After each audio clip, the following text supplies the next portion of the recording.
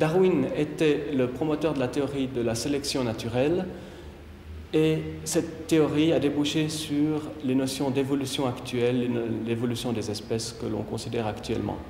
Agassiz, par contre, qui a vécu en Suisse, a développé beaucoup de notions qui ont servi à la théorie de la sélection naturelle, mais Agassiz lui-même n'a pas proposé cette théorie. Alors que sur les glaciers, il a été moins téméraire et il a généralisé. Dans le cas des glaciers, effectivement, il connaissait moins bien le sujet, mais il l'a plus généralisé.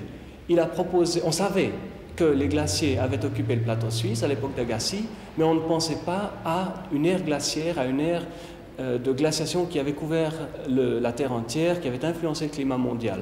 Et Agassiz l'a proposé. Il a travaillé longtemps en Suisse, en Europe et après expatrié aux États-Unis. Eh bien, l'essentiel de sa production scientifique a été faite en 14 ans à Neuchâtel. Mais il s'est ensuite embarqué pour les États-Unis pour un voyage de recherche et s'est installé finalement là-bas, trouvant des conditions meilleures pour son œuvre scientifique. Il a connu là la consécration publique. Eh bien, il est c'est lui qui a développé l'université populaire, si l'on veut. Il donnait des conférences pour un très large public qui ont eu un succès immense.